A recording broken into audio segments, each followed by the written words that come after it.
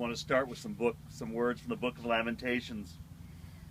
This I call to mind, and therefore I have hope. The steadfast love of the Lord never ceases.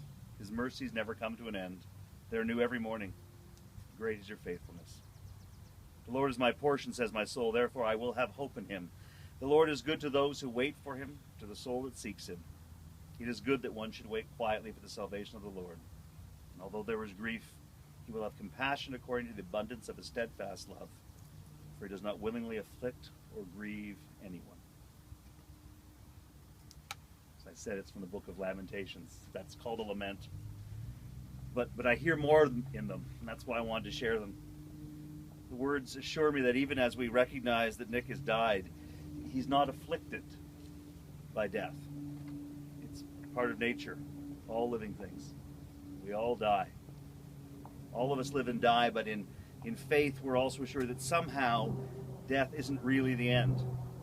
Beyond this experience of life, we are known, we are loved, we are held by God. I think that's what Jesus was referring to when he said, "Let not your hearts be troubled. Believe in God. Believe also in me. In my Father's house are many rooms. If it were not so, would I have told you that I go to prepare a place for you? And when I go and prepare a place for you, I will come again and take you to myself, that where I am you may be also. Peace I leave you. My peace I give to you, not as the world gives, but even more. So let not your hearts be troubled, neither let them be afraid." So today, we stand here on this beautiful, sunny day, doing our best to not be afraid. We grieve. Nick's life was, although long, not long enough for us. But we try not to be afflicted by our grief. Because what we're feeling this morning is not an affliction. It's the result of, or better yet, part of our love. If we didn't love Nick, we wouldn't grieve. But we did, and we do. But we're not alone in our grief. We have each other, and we have the promise that I just read. Although there is grief, God will have compassion according to the abundance of God's steadfast love, for God does not willingly afflict or grieve anyone. So, welcome, friends. My name is Norm Seelye, and you can probably figure it out. I'm a minister. Really? And I've been here before. So have many of you. We've experienced the death of somebody that we love. And we're in that peculiar place when we're sad, but we're also hopeful as we go forward in our lives. Committed to moving beyond disappointments and cherishing the gifts that we've been given by Nick. Dad. Grandpa. Knowing how often this man was able to find a way to survive in his life, we should have no doubt that he survives today. Not as we have become used to knowing him perhaps, but as God knows him. I have no doubts about Nick's condition. He's at peace. He's held in our hearts and memories and loved and embraced by God. God who calls us together right now so that we don't feel alone. So that we can share our hearts with each other and know that we're not alone in our loss and in our sadness. And not alone in our hopes and in our memories. So just before I pray, I will let you know there will be an opportunity to share a thought or a memory if you want to. I know that Alex and Kim are going to say a few words, and if you feel they haven't covered it, you can add something. Don't feel compelled, but just know there's that opportunity, and so I thought you should be warned of that in advance. Sometimes it helps us to think. But now let us pray. God, there is so much that we don't understand, so much that's beyond us. Help us to trust in you. God, we need to be filled with your Spirit, the Spirit that understands our sadness, but more importantly knows our love. Please understand our loss. Heal our sorrow, inspire our smiles, fill our emptiness, and celebrate our love. Help us to feel better, stronger, and ready for the future. And in this time together, assure us again that what lies ahead for any of us, what Nick experiences even now, is more than we have seen, heard, or even imagined. Amen.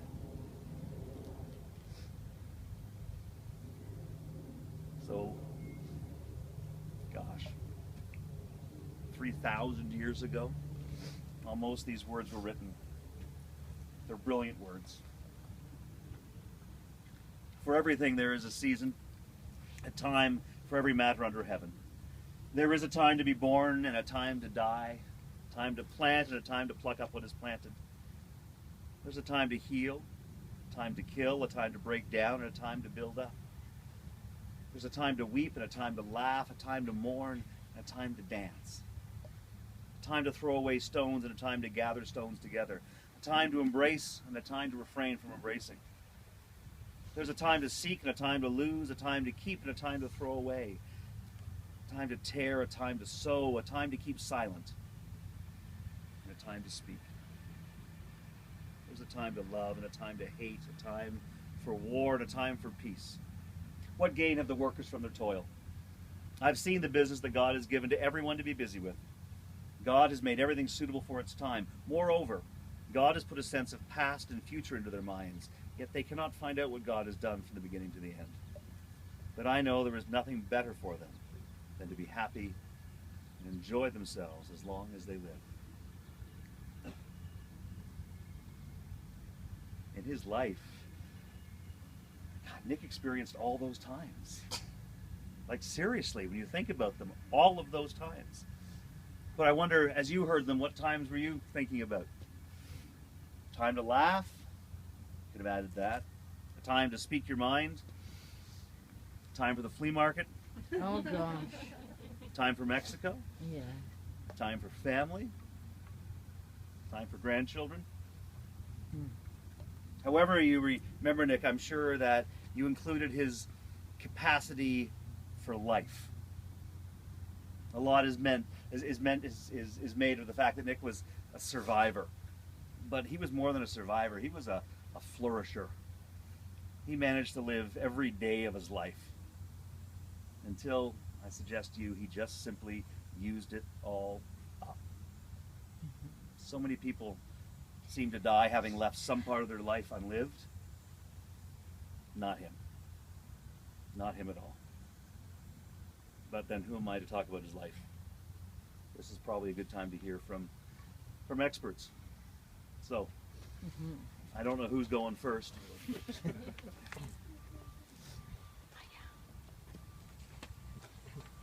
It's just bigger font. As I look upon the life of my dad, who lived a full life, certain words come to mind. Resourceful, opinionated, brutally honest, an entrepreneur, a survivor, a handyman, an athlete, lucky, a caring father, a loving husband, a dad who wanted and expected the best for not only his son, but his grandchildren, Gregory, Jeffrey, and Lindsay, and my wife, Kim. He also wanted the very best for Tanya Lore, who is like an adopted daughter. There are so many stories that I can reflect on that illustrate each and every one of these characteristics, but I'll only highlight a few. In his childhood, he loved to cross-country ski, swim in the summer, play volleyball, and practice gymnastics. These skills became useful later in life. When the war broke out, he was trapped in Russia and had to make a decision on what to do. He decided to work in a hospital, carrying patients on stretchers.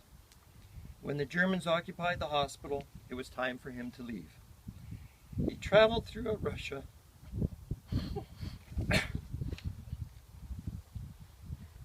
on foot, trying to work his way south, jumping from train to trains, sleeping in barns, or if possible on the floors of strangers' homes, and sometimes being fed. He teamed up with 2 other men, and they toured the countryside as an acrobat team. He was the bottom man that held and balanced the other 2.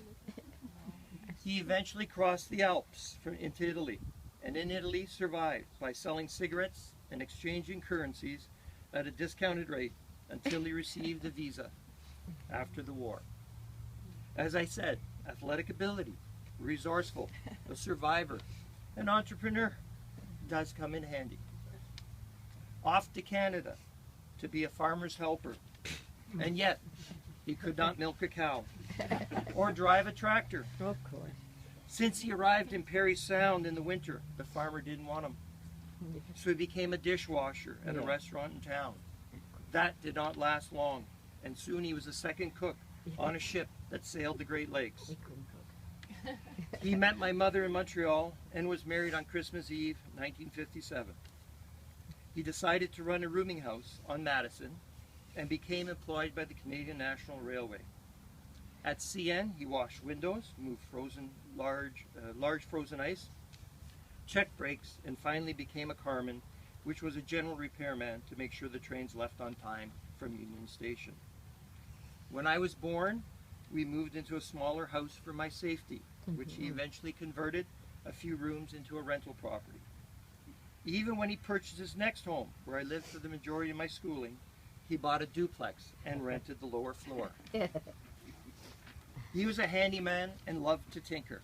I remember being his helper and on his days off, working with him in the neighborhood, fixing electrical problems, changing water pipes from the basement all the way up to the second floor of homes in the neighborhood.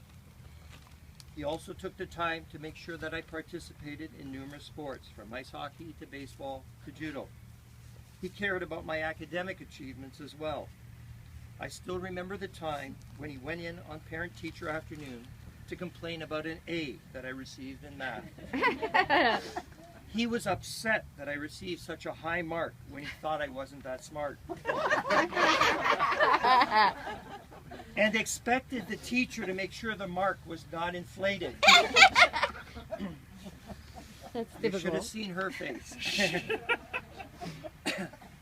He always put my activities first and made sure that I would have the best chance at success. I'll give you two examples. When I was 13, my dad purposely changed his name to anglicize it because he thought that would be the best way for me to have the same opportunities in this country as everybody else. When I was 15, I was trying out for a junior B club, ice hockey club. It was one chance for me to shine. He watched from Vic Village Arena. He turned to talk to a fellow parent, and he fell down a flight of stairs, breaking his nose and cutting his face. Instead of taking me off the ice or letting me know, he went home by himself, told my mom before entering the house that I was fine, had Jim Lohr come and get me after the tryout, and then went to the hospital. Growing up as an only child, my dad made sure that I knew the value of money. He helped me get a job at 16. He helped invest my money. And I was told the truth in an honest and an upfront manner. Nothing was ever sugar-coated. When he retired from CN, his wife and him became winter travelers, spending many months in Acapulco and living like the locals. They would purposely fill their suitcases up with items that they would give or sell or exchange to the friendly Mexican. In the summer months, he would love to tinker and fix anything, so it was natural for him to spend time at flea markets selling his goods. My dad was a lucky individual. He survived the war. He cheated death a minimum of 4 times. He found true love, a survivor of esophageal cancer. He had a good kid. He had the best daughter-in-law. Oh, well. He enjoyed his time with all 3 of his grandchildren. He was a world traveler. He lived to 95, and he went peacefully in his sleep. Dad, you'll never be forgotten, and will always be missed.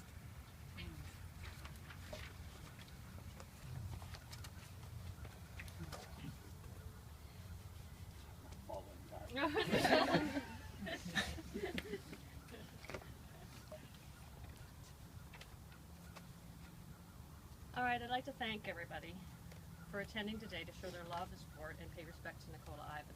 And he'd be so happy that it was sunny. He loved the Yes. sun, so here he is in the sun. So thank you for paying your respects to Nicola Ivan. His friends knew him as Nick. He was dad to Alex, and to kids and me, even my sister's 2 children, he was grandpa. Grandpa's family was very small, but as you can see, his extended family is much bigger. When I met Alex 32 years ago, there were only 3